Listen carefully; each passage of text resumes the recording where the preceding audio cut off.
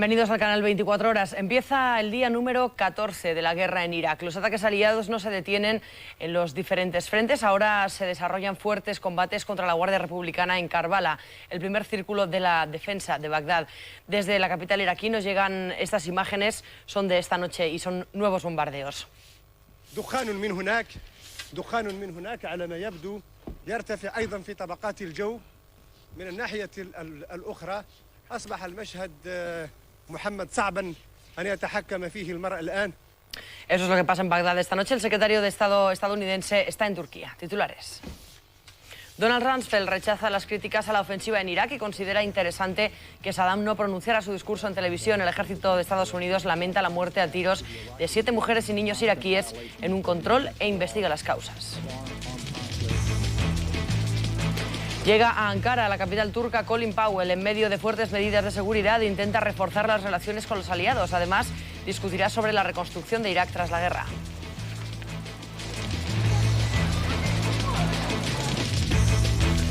Interior considera la detención de 9 presuntos colaboradores de ETA como un golpe muy duro al intento de reconstruir los apoyos a la banda. Detenido en Francia, un presunto terrorista relacionado con el desarticulado Comando Donosti. Levantada la cuarentena en el avión retenido en California por posibles casos de neumonía atípica. 3 pasajeros ingresan en un hospital donde han sido ya aislados. Estados Unidos recomienda a sus diplomáticos abandonar el sur de China y Hong Kong. La selección española sub-21 golea 5-0 a la de Armenia. Hoy turno para las absolutas. Casillas seguirá de titular y en el ataque Tristán y Raúl.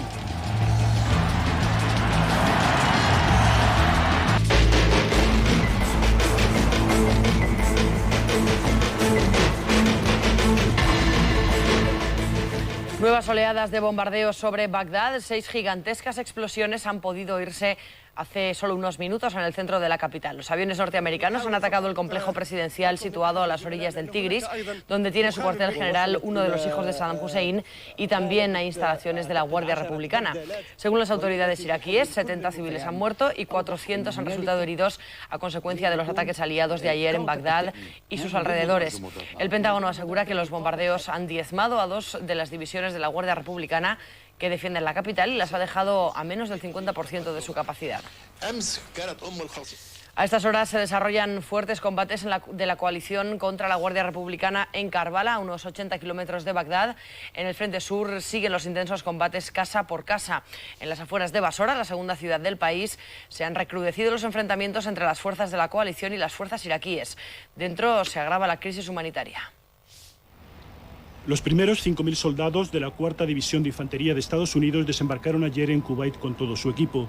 Estas tropas, que debían haber invadido Irak desde el norte, han tenido que ser trasladadas desde el Mediterráneo a través del Canal de Suez hasta el Golfo Pérsico. En total, la 4ª División cuenta con 30.000 soldados, 500 blindados y 18 helicópteros de ataque, dotados de los últimos adelantos de la informática. Mientras tanto, en el sur de Irak continúa el lento avance de las tropas angloamericanas. En Az-Zubair, un suburbio de Basora, las tropas británicas han descubierto armas y municiones en una antigua escuela. También han aparecido armas y documentos en los registros que se han llevado a cabo en Safwan, donde los soldados del regimiento Duque de Wellington han matado o hecho prisioneros a 17 soldados iraquíes. La artillería británica dispara sobre Basora en apoyo de la 7ª División blindada. En la ciudad, la segunda del país, faltan los alimentos, el agua y la electricidad.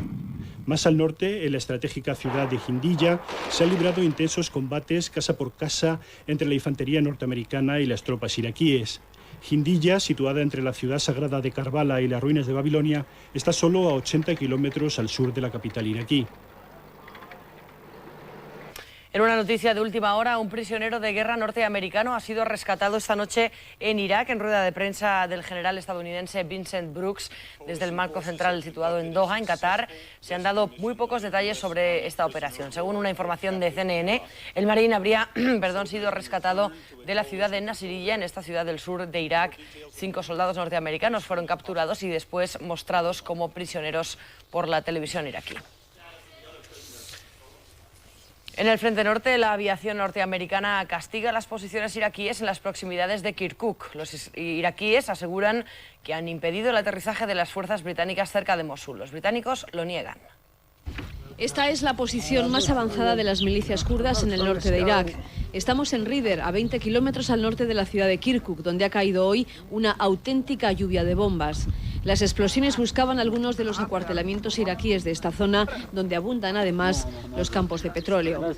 Los bombardeos han expulsado de aquí a los soldados iraquíes y ahora los peshmerga kurdos han ocupado una tierra que no pisaban hace 12 años. Los milicianos descargaban hoy sus colchones y enseres y tomaban el control de las trincheras iraquíes.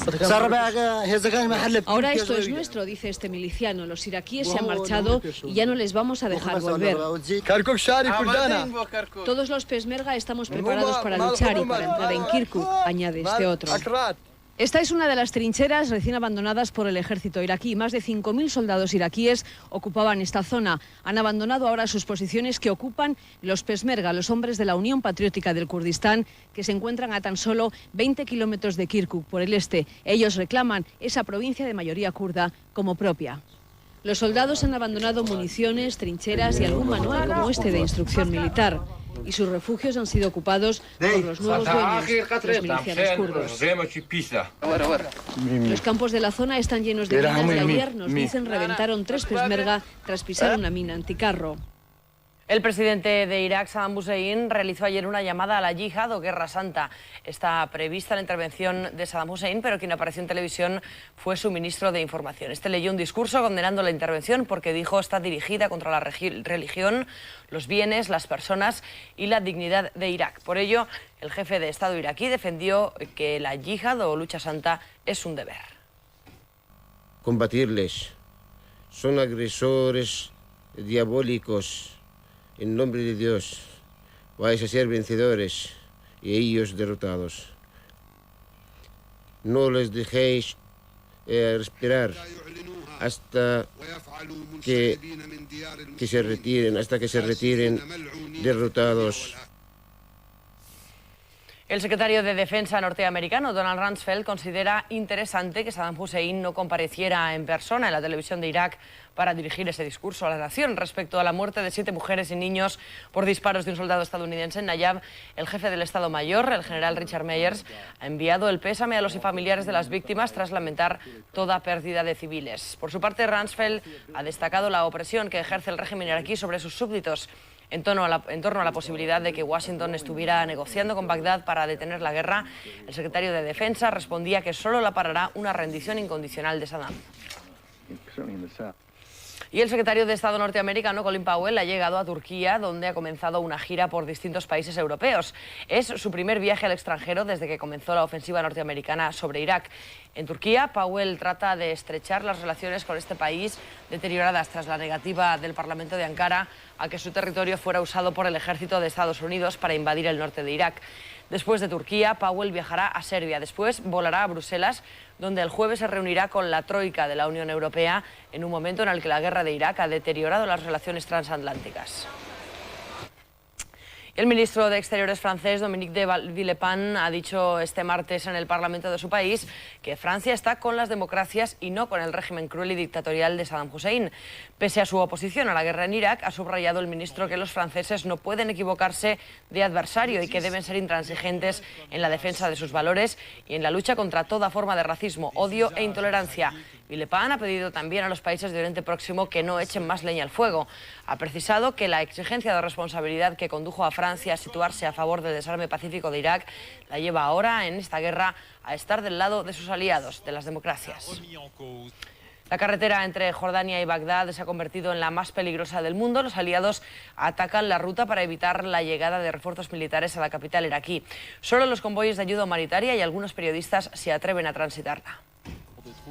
Este helicóptero transporta tropas aliadas desde una base norteamericana en Jordania hasta el frente norte. Los soldados tienen medios aéreos para desplazarse, desde que hace unos días las tropas especiales controlaran 2 bases en el desierto. Pero hay otra gente implicada en este conflicto: refugiados, voluntarios, periodistas, que tienen que viajar por carretera, y eso, en tiempo de guerra, es peligroso. Paso fronterizo de Ruweishet, entre Jordania e Irak. Estos camiones han viajado desde Grecia con 33 toneladas de ayuda humanitaria. Su destino es Bagdad, pero de noche, en la frontera, las cosas se complican. Llevamos alimentos, pero también medicinas, especialmente para los niños, y unas 2000 mantas para la gente que ha tenido que abandonar sus hogares. Ayer por la noche el convoy humanitario pudo continuar viaje. Cubre en la misma ruta que 2 días antes hizo un equipo de la televisión Al Arabiya. Lo que firman desde la ventanilla es una carretera sin tráfico, coches destrozados, pozos de petróleo ardiendo en medio del desierto. Los más de 500 kilómetros que separan la frontera jordana con Bagdad pueden ser mortales. Un avión aliado bombardeó ayer 2 autobuses con escudos humanos que regresaban a Jordania desde Bagdad. Nadie habla de víctimas, pero sí 19 pacifistas heridos, aunque el ejército norteamericano niega el incidente.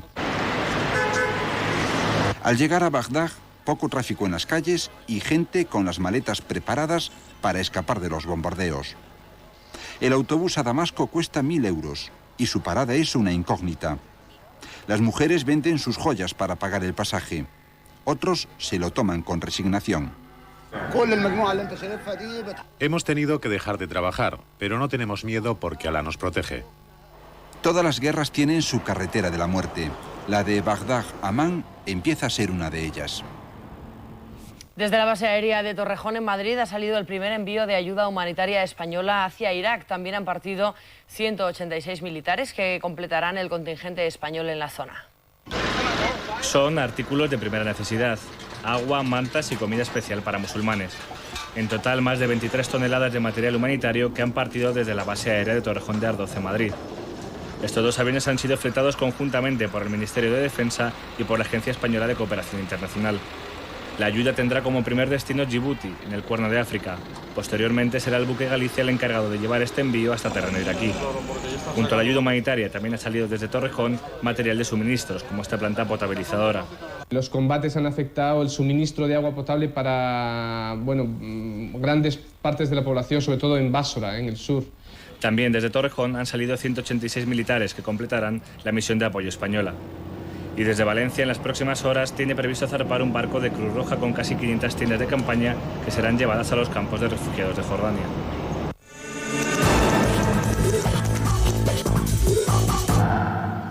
La Fiscalía pedirá 25 años de cárcel para los exdirigentes de ETA, Jesús Arcauz, Josu de Mondragón y José María Arregui Fiti, en el juicio que comienza hoy en la Audiencia Nacional por el envío de paquetes bomba en 1989 a 2 militares destinados en Jaca, en Huesca. Uno de ellos resultó mutilado. El fiscal solicita también que sean condenados a indemnizar con más de 180.000 euros al militar que sufrió graves heridas, el sargento Joaquín Bordonaba.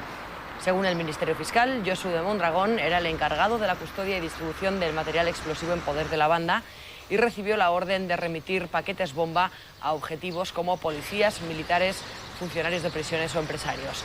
Ayer, las policías francesa y española dieron un nuevo golpe a ETA. Sangarín Recondo Serrano fue detenido en una farmacia de la localidad francesa de Mir-de-Barré, donde había acudido con una herida de bala en el muslo izquierdo. El personal de la farmacia avisó a los gendarmes que procedieron a su detención. Iba armado y portaba documentación falsa. Recondo Serrano tiene antecedentes por terrorismo callejero y se le consideró huido tras la desarticulación del comando Donosti de ETA en marzo de 2002, luego del asesinato del edil socialista de Orio, Juan Priede. En España, en una nueva operación dirigida por el juez de la Audiencia Nacional, Baltasar Garzón, la policía detenía ayer en las 3 provincias vascas y Navarra a 9 presuntos colaboradores de ETA. En los registros practicados, la policía se incautó de diversa documentación, material informático y propaganda de la banda armada. Estas detenciones han sido posibles gracias a la información procedente del ordenador de Ivón Fernández de Iradi, detenido en Francia en diciembre y que consiguió huir de la Gendarmería de Bayona. Los detenidos tienen entre 19 y 29 años y su posible ingreso en la banda es reciente.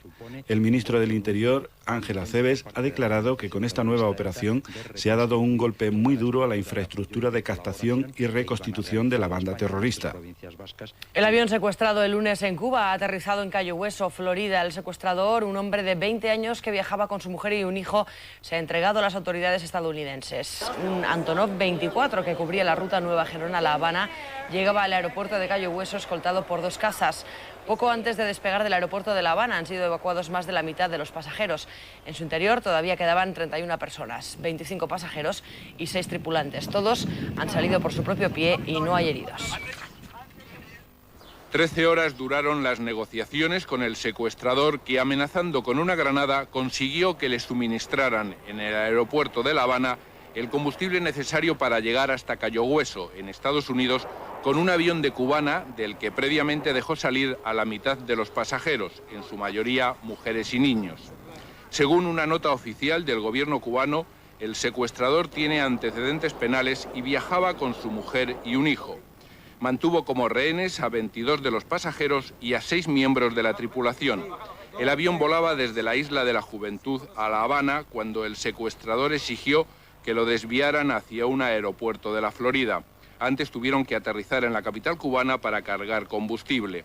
Es el segundo secuestro de un avión cubano de pasajeros hacia Estados Unidos en menos de 15 días.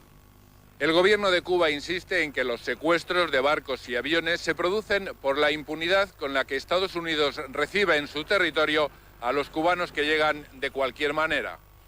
Todavía no hay datos oficiales sobre el número de víctimas de Chima, el pueblo boliviano que quedó sepultado por el lodo este lunes, pero unas 700 personas podrían haber quedado bajo los escombros. De momento han rescatado algo más de 10 cadáveres. El gobierno ha declarado a la zona como zona de desastre municipal y calamidad pública.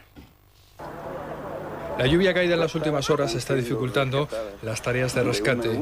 Los cuerpos encontrados son los primeros después de 24 horas de búsqueda.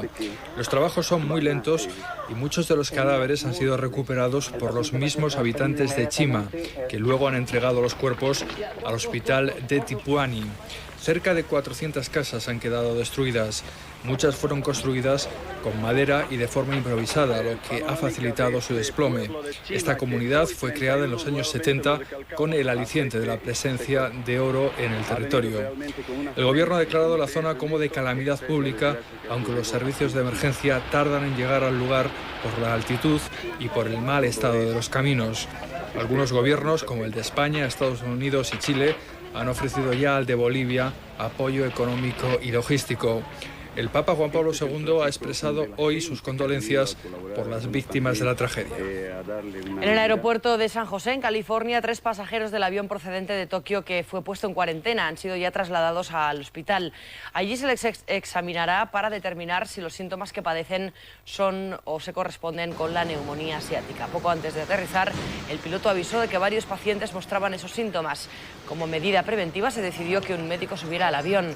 El vuelo de la compañía American Airlines, con origen de Tokio, realizó escala previa en Hong Kong. Es en esa ciudad donde está localizado uno de los focos de la enfermedad y donde subieron varios pasajeros. En el hospital de Basurto, en Bilbao, mejora el joven que se teme que sufra el síndrome de neumonía aguda. Ya se han tomado medidas.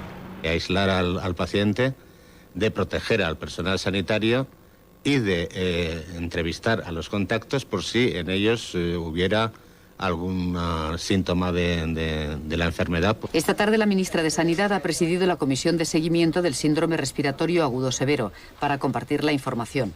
Esta comisión acordó el pasado 17 de marzo el control en los aeropuertos de los pasajeros que vienen de las zonas afectadas. Se han revisado 20 vuelos y 2.633 pasajeros. La Organización Mundial de la Salud ha actualizado las cifras que se elevan a 64 los muertos y 1.900 los afectados en todo el mundo. El país más afectado es China, al que han acusado de minimizar las consecuencias. Una de las teorías es que la enfermedad la podría transmitir unos rebaños de animales que se encuentran al sur del país. Hong Kong va en segundo lugar. Más de 1.000 personas están en cuarentena en este edificio de apartamentos en donde se han detectado más de 200 casos. Los comercios, cines o restaurantes están casi vacíos y se han incrementado en este país las compras de alimentos por Internet. Y en Toronto el tema ha llegado hasta el Parlamento, en donde se discuten las medidas tomadas. Mientras, ahí en este país aumentan los casos, ahora en gente más joven. La selección española sub-21 de fútbol ha ganado a la de Armenia por 5-0 en partido de clasificación para el Europeo 2004. Una victoria imprescindible para España en su camino hacia la fase final de ese campeonato y también hacia los Juegos Olímpicos. Con 2 goles de penalti y otros 2 en propia meta, decir que la superioridad española fue clara puede parecer irónico, pero fue así. Los hombres de Juan Santisteban demostraron desde el inicio la diferencia entre ambas selecciones. Su juego, sin embargo, fue discreto en la primera parte frente a una Armenia Roma en ataque, pero con mucho coraje en defensa. Así, en 2 jugadas de desborde español llegaron las penas máximas.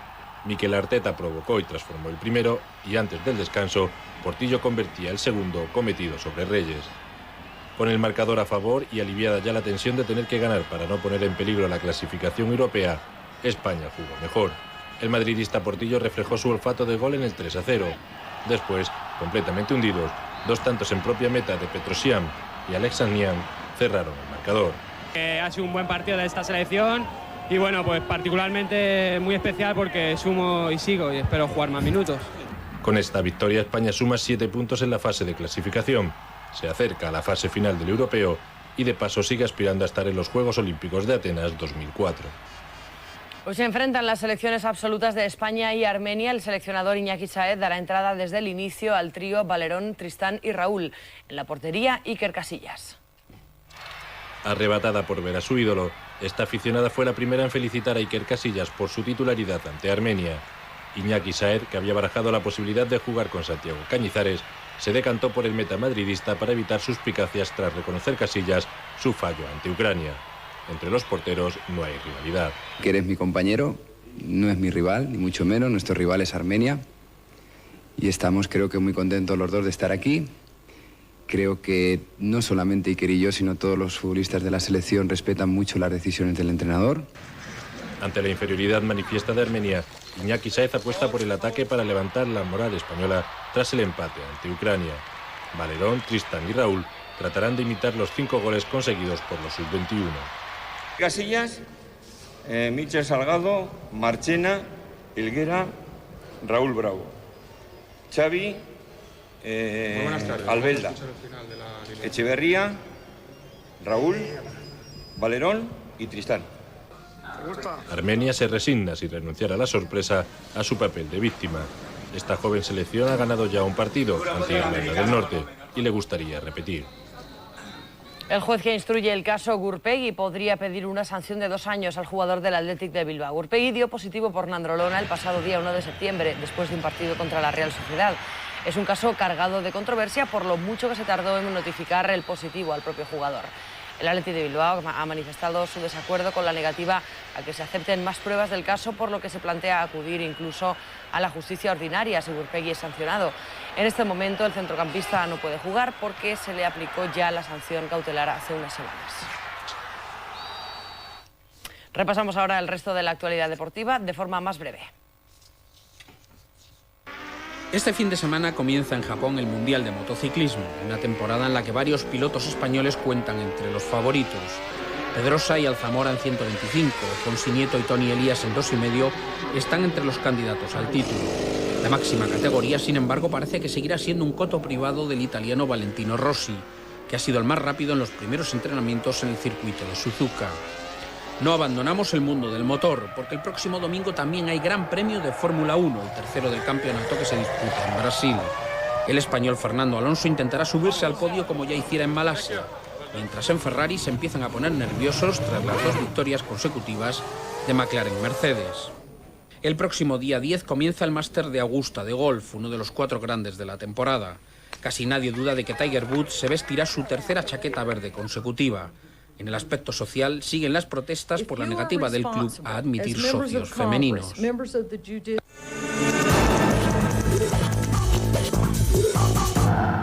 Los sentidos también se educan desde el oído hasta la vista, el olfato y, por supuesto, el gusto. Por eso, el Salón Internacional del Gourmet, que se celebra estos días en Madrid, está dedicando una atención especial a los niños. He cogido pan, he puesto salmón y de pizza con un palo. He cogido pan, he puesto queso y ya. ¿Eso qué es? No, eso es el suero. Así, vestidos de cocineros, entre pruebas y juegos, cada día estos niños experimentan olores y sabores. Son los catadores más exigentes y también los más difíciles de convencer. Le estamos explicando que hay aceite de distintas variedades, de distintos sabores, de distintos aromas, estimulando a la gente joven para que consuman aceite de oliva. Aceite, pan, queso y el producto estrella de esta feria, el salmón. Un sabor distinto que en este caso cuenta con un aliciente. Un viaje a Noruega para el que mejor lo dibuje. Y con ese premio se ha alzado Sergio. La idea es de que ellos vayan aprendiendo a asociar estos sabores que, bueno, más adelante cuando vamos creciendo, pues nosotros decidimos si nos gustan o no nos gustan. Lo mejor de nuestra gastronomía está aquí representado, al lado de otras delicatessen venidas de fuera. Y es que este año el Salón del Gourmet es más internacional que nunca. Aquí tengo el terreno perfecto para poder hacer mis locuras. Helados salados, por ejemplo. Acabo de inventar ahora las angulas de trigo. Unos 50.000 visitantes, entre niños y mayores, profesionales y consumidores, pasarán por este Salón de los Sentidos, donde todo está a la vista y todo se puede probar. Existen fórmulas para todo, una fórmula matemática de la felicidad, o así lo creen algunos expertos, y otra que sirve para elegir a la pareja perfecta, por lo menos en cuestión de altura. La ha obtenido un antropólogo polaco. Así quedan mis labios limpios de pecado por los tuyos. Si Shakespeare, que tanto amor imaginara en su Romeo y Julieta, levantara la cabeza, le sorprendería un dato nada poético. La altura es esencial a la hora de elegir pareja. Lo dice un antropólogo polaco. Ha analizado las preferencias de 600 hombres y mujeres y ha ideado una fórmula imposible para encontrar una proporción que, según él, funciona. 1 dividido entre 1,09. Aproximadamente la mujer un 9% más baja que el hombre. Esposa mía, la muerte que ha sorbido el néctar de tu aliento todavía no ha podido arrebatarte tu belleza. Según el estudio, para ser una pareja perfecta, si Romeo medía 1,80, Julieta estaría en el 1,65. Y si nos fijamos en las parejas de Hollywood, Brad Pitt con 1,83 y Jennifer Aniston con 1,68 serían una pareja de manual. No así Tom Cruise, 1,68, y Nicole Kidman, 1,80, aunque tampoco guarda la proporción perfecta la estatura del actor estadounidense con su actual pareja, Penélope Cruz. En fin, que no solo de buena química se alimentan los amores. De vez en cuando la ciencia moderna nos sorprende con nuevas fórmulas para encontrar la felicidad.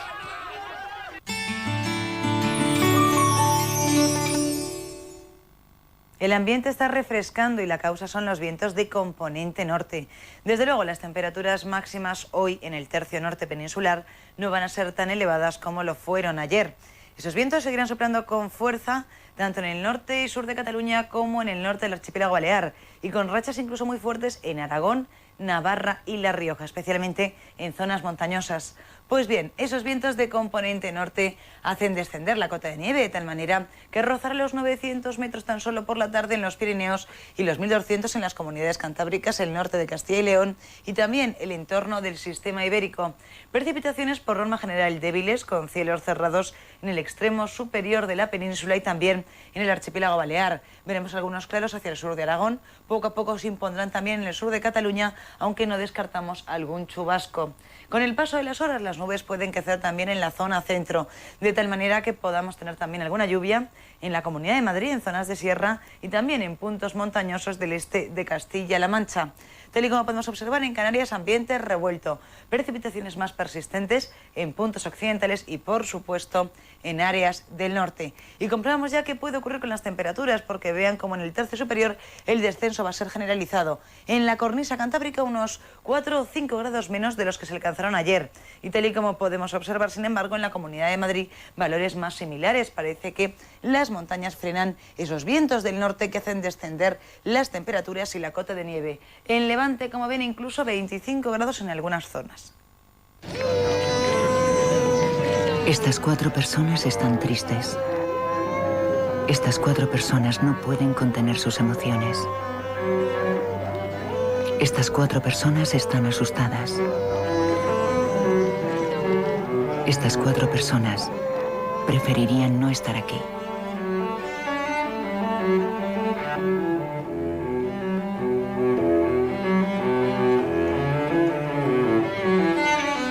Servicios informativos de Televisión Española. Tu información es lo primero.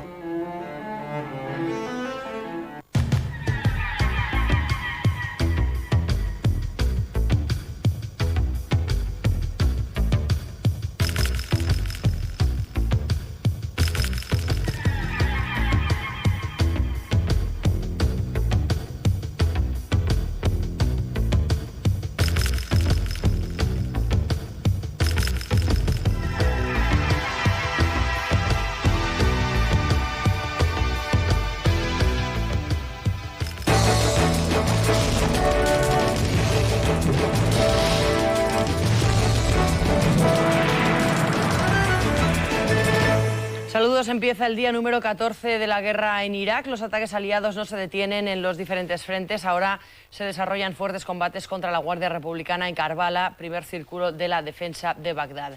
Y desde la capital iraquí nos llegan imágenes esta noche de nuevos bombardeos. Mientras, Estados Unidos se defiende de las críticas a su campaña allí en Irak. Titulares. Rumsfeld rechaza las críticas a esa ofensiva y considera interesante que Saddam no pronunciara su discurso en televisión. El ejército norteamericano lamenta la muerte a tiros de 7 mujeres y niños iraquíes en un control e investiga las causas. Colin Powell inicia en Turquía un viaje a Europa para abordar el envío de ayuda a Irak y su futuro tras la guerra. El secretario de Estado norteamericano viajará después a Bruselas, desde sede de la OTAN y también capital europea. Interior considera la detención de 9 presuntos colaboradores de ETA como un golpe muy duro al intento de reconstruir los apoyos a la banda. Detenido en Francia un presunto terrorista relacionado con el desarticulado Comando Donosti.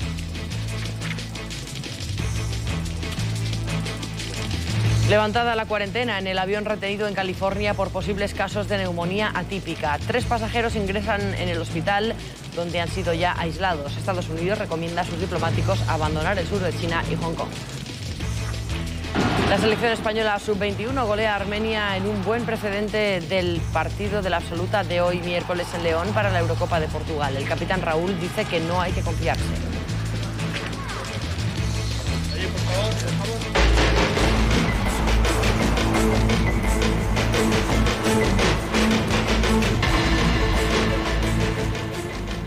Nuevas oleadas de bombardeos sobre Bagdad. 6 gigantescas explosiones han podido oírse hace unos minutos en el centro de la capital iraquí. Los aviones norteamericanos han atacado el complejo presidencial situado a las orillas del Tigris, donde tiene su cuartel general uno de los hijos de Saddam Hussein, y también hay instalaciones de la Guardia Republicana. Según las autoridades iraquíes, 70 civiles han muerto y 400 han resultado heridos a consecuencia de los ataques aliados de ayer en Bagdad y sus alrededores. El Pentágono asegura que los bombardeos han diezmado a 2 de las divisiones de la Guardia Republicana que defiende la capital y las ha dejado a menos del 50% de su capacidad.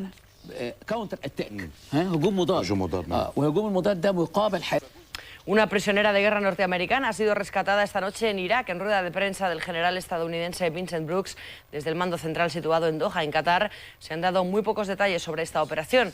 Según la CNN, la marín rescatada podría ser Jessica Lynch, de 19 años, y que habría sido rescatada en la ciudad de Nasiriyah. En esta población del sur de Irak, 5 soldados norteamericanos fueron capturados y después mostrados como prisioneros por la televisión iraquí. A estas horas se están desarrollando fuertes combates de la coalición contra la Guardia Republicana en Karbala, a 80 kilómetros de Bagdad. En el frente sur siguen los intensos combates casa por casa.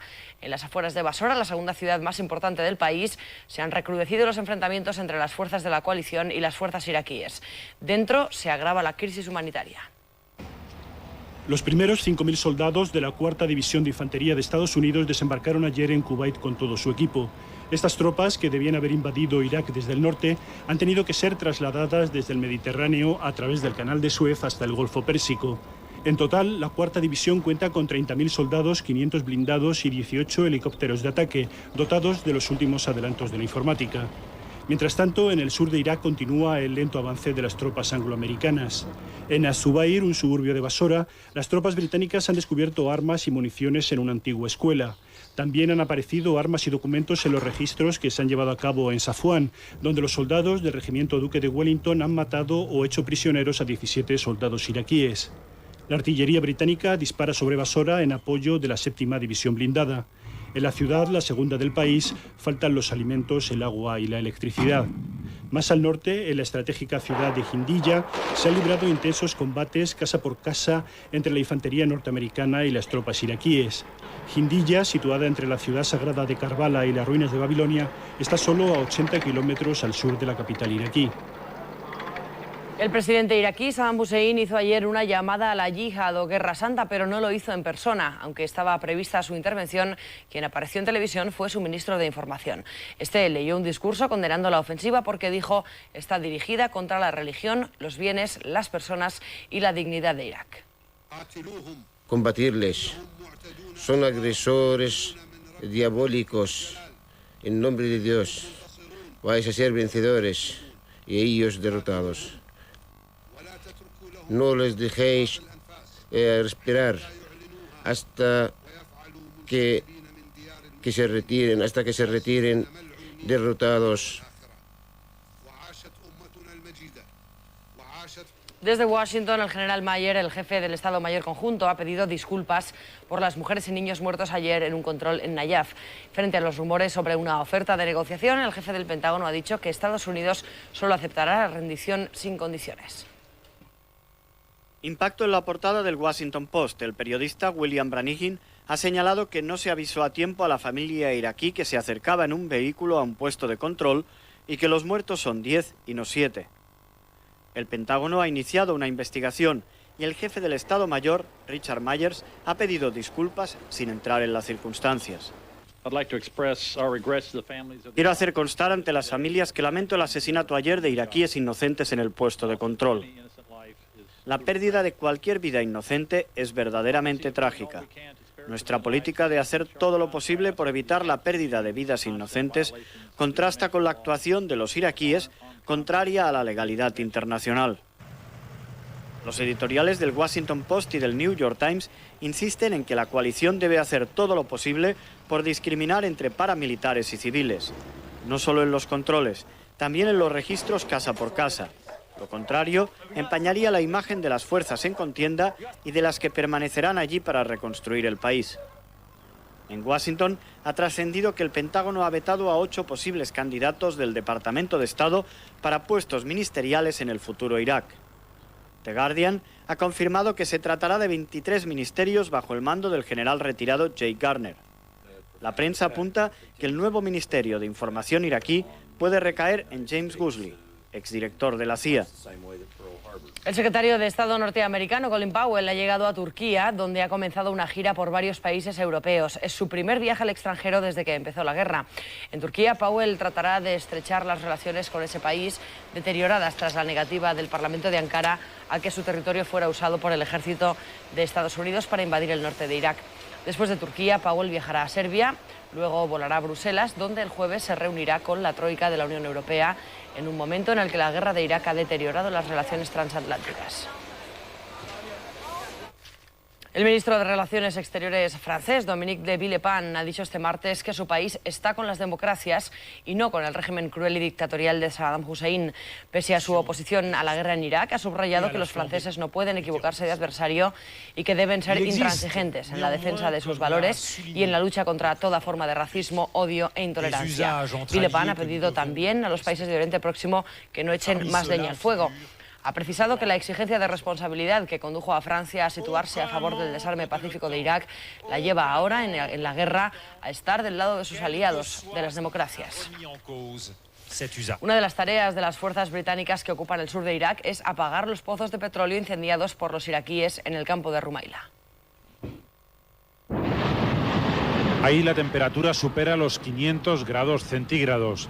Para apagarlo, estos luchadores del infierno, así se les conoce, emplean una estrategia que puede durar 3 o 4 días.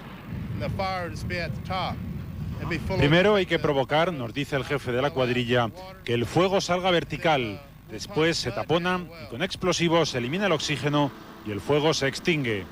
Sencillo de escuchar, pero complicadísimo de ejecutar. Acercarse a menos de 50 metros es imposible. Hasta estos campos de petróleo del sur de Irak han llegado especialistas de Estados Unidos para dar instrucciones a los bomberos cubaitíes. Los campos de petróleo de Rumaila son de los más ricos de cuantos hay en territorio iraquí. En realidad, las disputas sobre su pertenencia fueron el origen de la primera guerra del Golfo. Esa riqueza, unos 400 pozos de oro negro con una producción diaria de casi 1 millón de barriles, está ahora custodiada por soldados de Estados Unidos.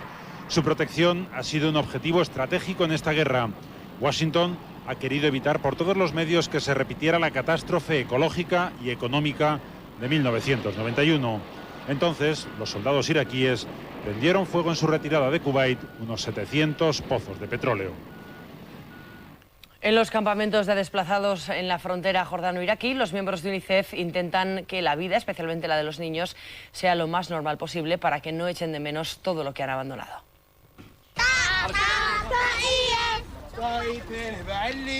En el campamento de desplazados instalado en la frontera jordano-iraquí, cada vez hay más niños, así que UNICEF ha decidido instalar una tienda para atender a los más pequeños. En unos días empezarán a dar clases. Básicamente intentamos hacer que su vida aquí sea lo más normal posible, nos dice Marina, una voluntaria que viene de Sudáfrica. De momento hay más de 60 niños, pero se espera que en los próximos días se duplique la cifra, ya que cada vez son más los ciudadanos de terceros países que vivían en Irak y ahora huyen de la guerra con sus familias. Cada día los voluntarios reparten en este campamento bolsas especialmente destinadas a los niños. Contienen una manta, agua, una bolsa de dátiles y esta pasta energética compuesta principalmente de almendras y azúcar. Las reparten tienda por tienda. Estas bolsas son solo para los menores de 5 años. Este grupo de mujeres marroquíes acaba de llegar al campamento. Dicen que están muy bien atendidas, tanto ellas como sus niños. Todo lo que tienen es lo que les acaban de repartir, pero en sus miradas se esconde mucho más y en sus sonrisas toda la ingenuidad de quienes aceptan su presente sin poder siquiera soñar con su futuro. Desde la base aérea de Torrejón, en Madrid, ha salido ya el primer envío de ayuda humanitaria española hacia Irak. También han partido 186 militares que completarán el contingente español en la zona. Son artículos de primera necesidad: agua, mantas y comida especial para musulmanes. En total, más de 23 toneladas de material humanitario que han partido desde la base aérea de Torrejón de Ardoz, en Madrid. Estos dos aviones han sido fletados conjuntamente por el Ministerio de Defensa y por la Agencia Española de Cooperación Internacional. La ayuda tendrá como primer destino Djibouti, en el Cuerno de África. Posteriormente será el buque Galicia el encargado de llevar este envío hasta terreno iraquí. Junto a la ayuda humanitaria también ha salido desde Torrejón material de suministros, como esta planta potabilizadora. Los combates han afectado el suministro de agua potable para grandes partes de la población, sobre todo en Básora, en el sur. También desde Torrejón han salido 186 militares que completarán la misión de apoyo española. Y desde Valencia, en las próximas horas, tiene previsto zarpar un barco de Cruz Roja con casi 500 tiendas de campaña que serán llevadas a los campos de refugiados de Jordania.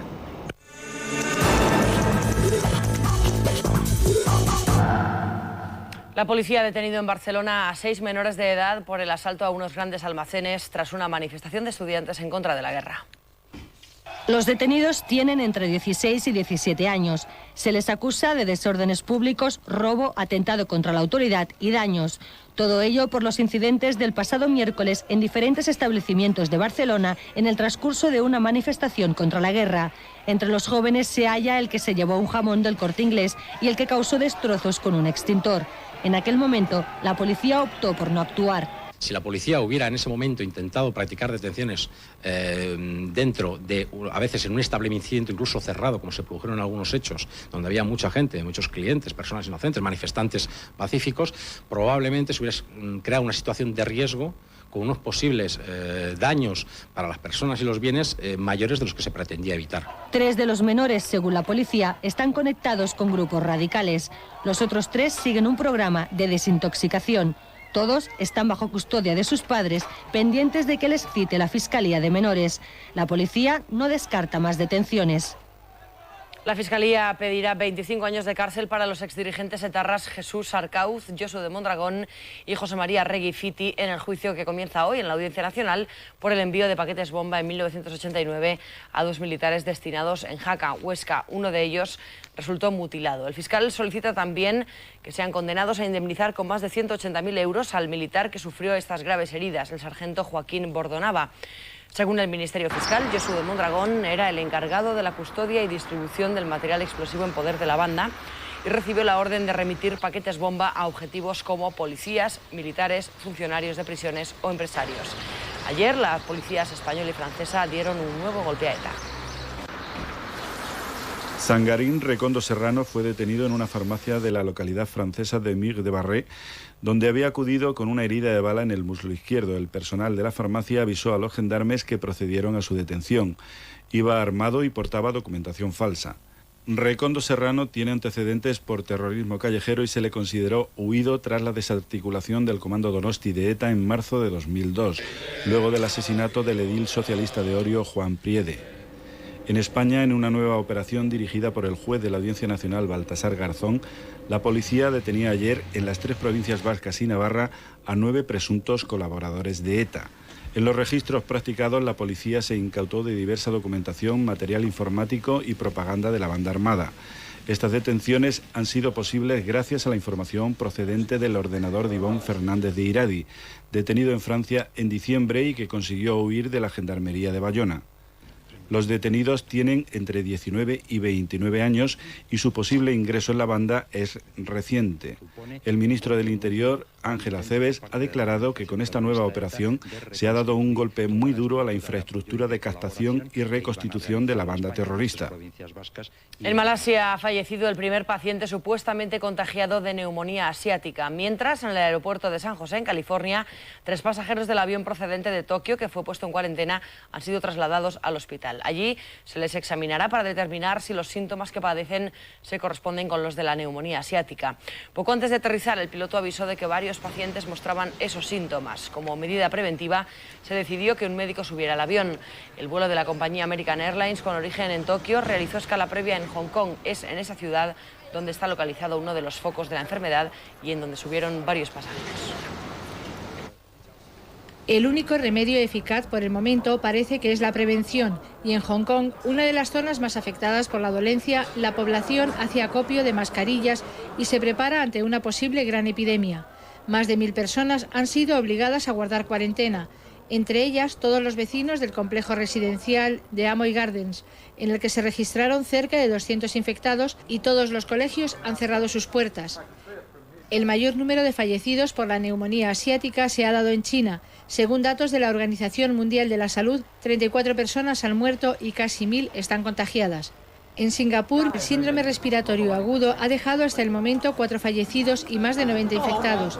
Además, casi 1 millar de personas permanecen en cuarentena y, al igual que en Hong Kong, las escuelas están cerradas y el uso de mascarillas es generalizado. En Canadá se han producido 2 nuevas muertes y también ha aumentado el número de casos contagiados en distintas capitales del país, llegando incluso a afectar a niños. En Estados Unidos se recomienda no viajar a los países asiáticos afectados, donde en los últimos días las infecciones se han multiplicado a pesar de las medidas de control. En España mejora el paciente ingresado en el hospital de Basurto, en Bilbao, y que se sospecha que pueda haber contraído la enfermedad.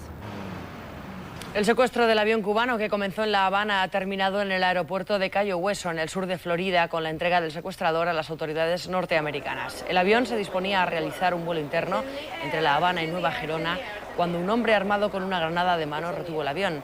Después de liberar a 15 de los 46 pasajeros a bordo, se le permitió poner rumbo a Florida. Ya en Estados Unidos, el secuestrador decidió poner punto y final al cautiverio. Las 31 personas que aún estaban dentro del avión fueron liberadas en perfecto estado. Todavía no hay datos oficiales sobre el número de víctimas de Chima, el pueblo boliviano que quedó sepultado por el lodo este lunes, pero unas 700 personas podrían haber quedado bajo los escombros. De momento han rescatado algo más de 10 cadáveres. El gobierno ha declarado la localidad como zona de desastre municipal y calamidad pública. La lluvia caída en las últimas horas está dificultando las tareas de rescate. Los cuerpos encontrados son los primeros después de 24 horas de búsqueda. Los trabajos son muy lentos y muchos de los cadáveres han sido recuperados por los mismos habitantes de Chima, que luego han entregado los cuerpos al hospital de Tipuani. Cerca de 400 casas han quedado destruidas. Muchas fueron construidas con madera y de forma improvisada, lo que ha facilitado su desplome. Esta comunidad fue creada en los años 70 con el aliciente de la presencia de oro en el territorio. El gobierno ha declarado la zona como de calamidad pública, aunque los servicios de emergencia tardan en llegar al lugar por la altitud y por el mal estado de los caminos. Algunos gobiernos, como el de España, Estados Unidos y Chile, han ofrecido ya al de Bolivia apoyo económico y logístico. El Papa Juan Pablo II ha expresado hoy sus condolencias por las víctimas de la tragedia. España se enfrenta hoy a Armenia en partido de clasificación para el Europeo de Portugal 2004. El seleccionador Iñaki Sáez quiere un equipo ofensivo y dará entrada desde el principio al trío Valerón, Tristán y Raúl. En la portería, Iker Casillas. Arrebatada por ver a su ídolo, esta aficionada fue la primera en felicitar a Iker Casillas por su titularidad ante Armenia. Iñaki Sáez, que había barajado la posibilidad de jugar con Santiago Cañizares, se decantó por el meta madridista para evitar suspicacias tras reconocer Casillas su fallo ante Ucrania. Entre los porteros no hay rivalidad. Que eres mi compañero no es mi rival, ni mucho menos. Nuestro rival es Armenia. Y estamos, creo que, muy contentos los dos de estar aquí. Creo que no solamente Iker y yo, sino todos los futbolistas de la selección respetan mucho las decisiones del entrenador. Ante la inferioridad manifiesta de Armenia, Iñaki Sáez apuesta por el ataque para levantar la moral española tras el empate ante Ucrania. Valerón, Tristán y Raúl tratarán de imitar los 5 goles conseguidos por los sub-21. Casillas, Michel Salgado, Marchena, Helguera, Raúl Bravo. Xavi, Albelda, Echeverría, Raúl, Valerón y Tristán. Armenia se resigna sin renunciar a la sorpresa a su papel de víctima. Esta joven selección ha ganado ya un partido ante Irlanda del Norte y le gustaría repetir. Anoche jugaban las selecciones sub-21 de España y Armenia. España goleaba por 5-0, una victoria imprescindible en su camino hacia la fase final del campeonato y también hacia los Juegos Olímpicos. Con 2 goles de penalti y otros 2 en propia meta, decir que la superioridad española fue clara puede parecer irónico, pero fue así. Los hombres de Juan Santisteban demostraron desde el inicio la diferencia entre ambas selecciones.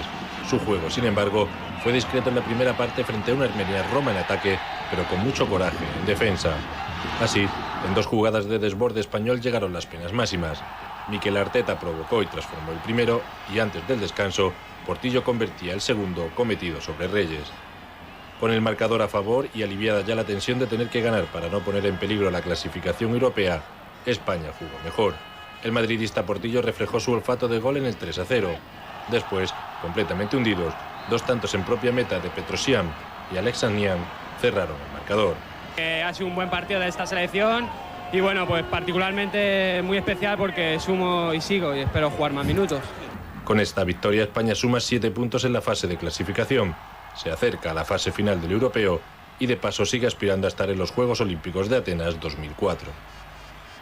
Está al completo en Valencia el equipo español de Copa Davis que tratará de alcanzar las semifinales ante Croacia este fin de semana. El último en incorporarse ha sido el mallorquín Carlos Moyá, que llegaba de Miami, donde el domingo perdía la final de Cayo Vizcaíno ante Agassi. En la concentración croata se ha confirmado la baja de su jugador más carismático, Goran Ivanisevic, que ya ha anunciado la retirada después del próximo torneo de Wimbledon. Yo a España siempre la veo la gran favorita y más si jugamos en casa. O sea, creo que tenemos un equipazo, creo que es un equipo que pisa fuerte, que tiene mucha confianza, un equipo poderoso. Repasamos ahora el resto de la actualidad deportiva, lo hacemos de forma más breve. Este fin de semana comienza en Japón el Mundial de Motociclismo, una temporada en la que varios pilotos españoles cuentan entre los favoritos. Pedrosa y Alzamora en 125, Fonsi Nieto y Toni Elías en 2,5 están entre los candidatos al título. La máxima categoría, sin embargo, parece que seguirá siendo un coto privado del italiano Valentino Rossi, que ha sido el más rápido en los primeros entrenamientos en el circuito de Suzuka. No abandonamos el mundo del motor, porque el próximo domingo también hay Gran Premio de Fórmula 1, el tercero del campeonato que se disputa en Brasil. El español Fernando Alonso intentará subirse al podio como ya hiciera en Malasia, mientras en Ferrari se empiezan a poner nerviosos tras las 2 victorias consecutivas de McLaren Mercedes. El próximo día 10 comienza el Máster de Augusta de golf, uno de los 4 grandes de la temporada. Casi nadie duda de que Tiger Woods se vestirá su tercera chaqueta verde consecutiva. En el aspecto social siguen las protestas por la negativa del club a admitir socios femeninos.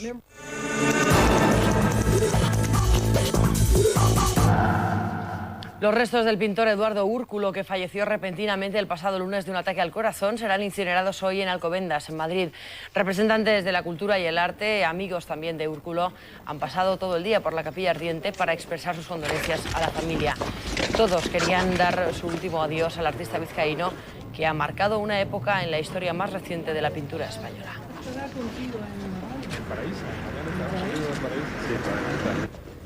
Ayer hablábamos con la madre de Burak, el niño que estuvo secuestrado por su padre durante 2 años en Turquía.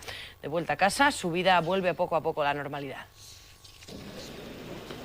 Inés Nieto habla de su hijo con verdadera pasión de madre. Han sido 2 años muy duros, separados por obra y gracia de su exmarido, que se lo llevó a Turquía cuando Burak tenía 8 años. Él quiere estar aquí, él quiere aprender lo más rápido posible, tanto euskera como castellano, para integrarse en su vida anterior, en su castola, con sus amigos y como ha dicho el alcalde, sin ningún protagonismo, sin que la gente le pare por la calle, que ni se sienta observado porque ha sido él el niño que ha estado secuestrado. A medida que pasan los días, Burak, contaba hoy su madre, está volviendo a ser el niño que ella recordaba cuando su padre le secuestró. Espero que poco a poco se vaya integrando a la Castola y con sus amigos, sus clases de piscina, que ya me dijo ayer a ver cuándo iba a ir al cursillo de piscina. ¿Y cuándo me vas a llevar a la academia de inglés? Es decir, que ya, bueno, día tras día ves que, pues que se está volviendo como él era hace 2 años. Lo importante ahora es que para Burak y su familia, que han pasado 2 años difíciles de olvidar, la normalidad vuelva a sus vidas lo antes posible. El grupo sueco más famoso del momento, The Cardigans, está en Madrid para presentar su nuevo álbum, Long Gone Before Daylight, 11 canciones que llegan después de 4 años de silencio.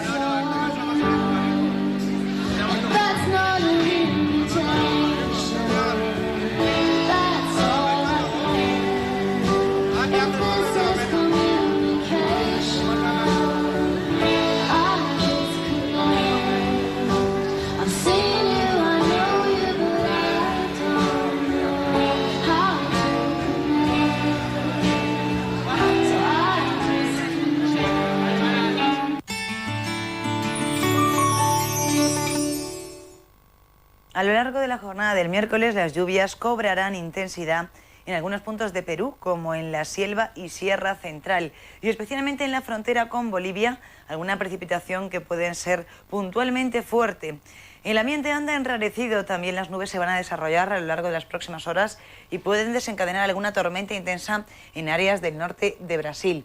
Tal y como podemos ver, hacia el sur un ambiente algo más despejado, a pesar de que los vientos siguen soplando con intensidad en Uruguay, y en puntos del sur y sureste no descartamos algún chaparrón tampoco durante el miércoles. Y estas son las temperaturas que van a acompañar a este panorama atmosférico. Podemos distinguir cómo en las costas brasileñas se empieza a refrescar. No en vano, hoy tendremos algún chaparrón. Vamos a desplazarnos a América Central. Tal y como podemos ver, los cielos siguen grises aún en Honduras. Esperamos alguna precipitación aislada también en Nicaragua, incluso en la vertiente caribeña de Costa Rica. Un frente frío que ha estado cruzando por la zona caribeña a lo largo de estos días, en este inicio de semana, dejará precipitaciones a lo largo del miércoles ya en puntos del este. Sin embargo, en buena parte de México el ambiente va a ser tranquilo y las lluvias más bien escasas o ligeras en puntos del sur. Temperaturas que tienden a remontar en buena parte de México, y también vemos como cerca de la vertiente pacífica se superan ampliamente los 30 grados de máxima. En América del Norte seguimos con lluvia y además con precipitaciones en forma de nieve en toda la frontera entre Estados Unidos y Canadá, y por supuesto en todo el tercio oeste. Un frente frío muy activo lleva gran inestabilidad. En los estados sureños seguimos con grandes claros y encontramos algún chaparrón disperso en el Valle de Ohio, o cielos quizá algo más cerrados a lo largo de la jornada del miércoles hacia el norte de la vertiente atlántica. Las temperaturas remontan de un modo destacable en esta costa este y se mantienen por debajo de lo habitual en la vertiente pacífica.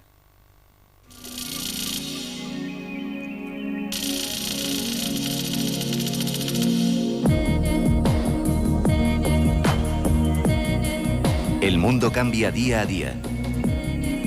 El mundo cambia en 24 horas.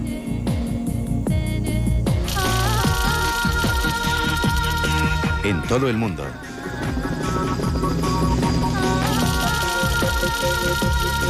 Para todo el mundo.